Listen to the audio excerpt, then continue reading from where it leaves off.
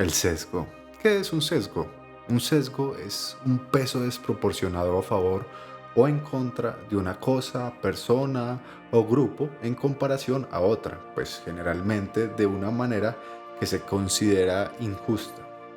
Los sesgos se pueden aprender observando contextos culturales.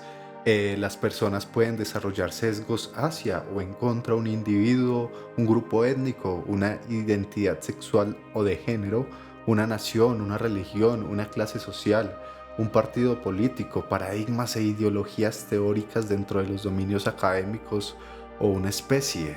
Incluso también básicamente un sesgo significa algo unilateral. Qué difícil es esa palabra. Significa algo unilateral, o sea, que carece de un punto de vista neutral o no tiene mente abierta, por decirlo así. El sesgo puede venir de muchas formas y está relacionado con el prejuicio y la intuición, por decirlo de alguna manera. En ciencia o en ingeniería, digamos, poniéndolo en contraste, un sesgo es un error sistemático. El sesgo estadístico resulta de un muestreo injusto de una población o de un proceso de estimación que no da resultados precisos en promedio. Pero digamos que ya tomando ese tema de los sesgos, y entendiendo que un sesgo es un fallo, quiero hablar de los tipos de sesgos. Hay muchos tipos de sesgos y aquí simplemente voy a mencionar unos cuantos, un parcito. Si les gusta, si quieren saber un poquito más de los sesgos, pueden dejar en los comentarios si quieren que haga más videos de sesgos. Primero tenemos los sesgos cognitivos. Básicamente un sesgo cognitivo es un error repetitivo o básico en el pensar, el evaluar o el recordar u otros procesos cognitivos. Es decir, básicamente es un patrón de desviación de los estándares en el juicio, por el cual las injerencias se pueden crear sin razón. Las personas crean su propia, entre comillas, realidad social subjetiva a partir de sus propias percepciones. Su visión del mundo puede dictar su comportamiento y por lo tanto los sesgos cognitivos a veces pueden conducir a una distorsión perceptiva, a un juicio impreciso, a una interpretación ilógica o lo que en general se le llama irracionalidad. Sin embargo, algunos sesgos cognitivos se consideran adaptativos y por lo tanto pueden conducir al éxito en una situación apropiada. Además, los sesgos cognitivos pueden percibir elecciones más rápidas cuando la velocidad es mucho más valiosa que la precisión. Otros sesgos cognitivos son un subproducto de las limitaciones del procesamiento humano que se producen debido a la ausencia de mecanismos mentales apropiados o simplemente de las limitaciones humanas en el pensamiento o en el procesamiento de la información.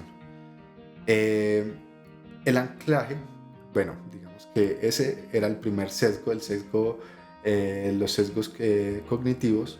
Ahorita vamos con el anclaje.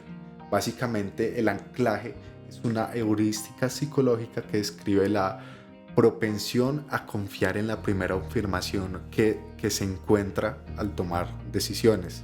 De acuerdo con esta heurística, los individuos comienzan con un punto de referencia sugerido implícitamente, que sería como el ancla, y hacen ajustes para alcanzar su estimación.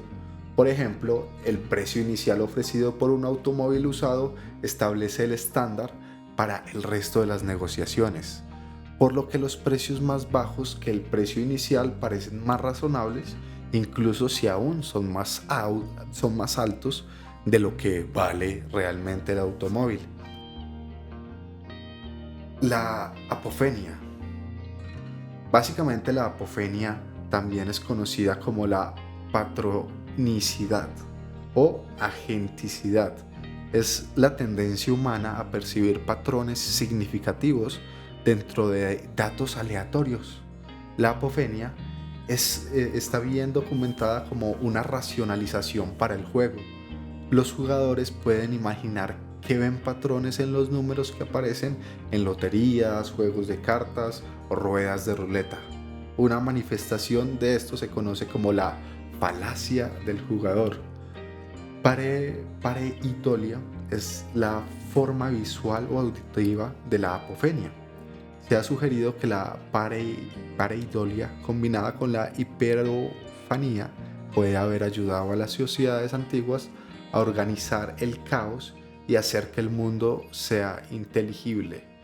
Básicamente se puede decir que gracias a esta habilidad para encontrar patrones en las cosas, nuestras sociedades antiguas lograron organizarse del caos, lograron crear lenguajes de comunicación, formas de actuar en sociedad. Entonces, digamos que también tenemos que entender que los sesgos no necesariamente son malos. Los sesgos son simplemente herramientas que se nos atribuyen por simplemente, ¿cómo se dice? Atajos mentales. Puede ser, yo diría que al final el ser humano siempre busca optimizar y siempre busca los atajos. Extrañamente son muy atractivos. Entonces, tal vez el cerebro funciona de una forma similar y siempre está buscando la forma de encontrar atajos para ser feliz. Pero ustedes saben que eso es un sesgo, entonces no busquen atajos, chicos. El siguiente sesgo es el sesgo de atribución. Un sesgo de atribución puede ocurrir cuando los individuos evalúan o intentan descubrir explicaciones detrás de sus propias conductas y las de los demás. Las personas hacen atribuciones sobre las causas de su comportamiento y el de los demás, pero esas atribuciones no necesariamente reflejan precisamente la realidad. En lugar de operar como perceptores objetivos, los individuos se inclinan a los resbalones perceptivos que incitan entendimientos sesgados de su mundo social. Cuando juzgamos a otros, tendemos a asumir que sus acciones son el resultado de factores internos como la personalidad, mientras que tendemos a asumir que nuestras propias acciones surgen debido a la necesidad de circunstancias externas. Existe una amplia gama de tipos de sesgos de atribución, como el error de atribución final, el error de atribución fundamental, el sesgo de actor-observador y el sesgo de autoservicio. Si quieren que hablemos un poquito más de esto en alguno de los siguientes videos, también simplemente cuéntenme. Y ya para finalizar, para no alargar más este video, vamos a hablar del sesgo de confirmación, que este sesgo es muy interesante, pero antes de hablar de eso vamos a tomar un poquito de agua. Y empecemos a hablar del sesgo de confirmación. Básicamente es la tendencia a buscar, interpretar, favorecer y recuperar información de una manera que confirma las creencias o hipótesis de una persona, al tiempo que presta una atención desproporcionalmente menor a la información que la contradice. El efecto es más fuerte para los problemas con carga emocional y para las creencias profundamente arraigadas. Las personas también tienden a interpretar la evidencia ambigua como un apoyo a su posición existente. Se invocó la búsqueda sesgada, la interpretación y la memoria para explicar la polarización de la actitud cuando un desacuerdo se vuelve más extremo a pesar de que las diferentes partes están expuestas a la misma evidencia. La perseverancia de la creencia es cuando las creencias persisten después de que la evidencia se muestra que es falsa. Por ejemplo, el efecto de primacía irracional es que hay una mayor confianza en la información encontrada al principio de una serie. Y la correlación ilusoria es cuando las personas perciben falsamente una asociación entre dos eventos o situaciones. Los sesgos de confirmación contribuyen al exceso de confianza en las creencias personales y pueden mantener o favorecer las creencias entre la evidencia contraria. Se han encontrado malas decisiones debido a estos sesgos en contextos políticos y organizativos. Este tema va mucho también, por ejemplo, relacionado con el tema de los sesgos, de los celos. Cuando una persona tiene celos hacia otra, y, y empieza a buscar información o a ver señales divinas en las series o en las cosas que ve o en los anuncios que ve de que lo están engañando, o alguien que ve que está recibiendo mensajes de que le va a empezar a ir bien, o alguien que siente que está recibiendo mensajes de que todo se va a dañar de un momento a otro, o de que hay vacío en su existencia, entonces que en cualquier momento va a encontrar eso que le va a dar felicidad.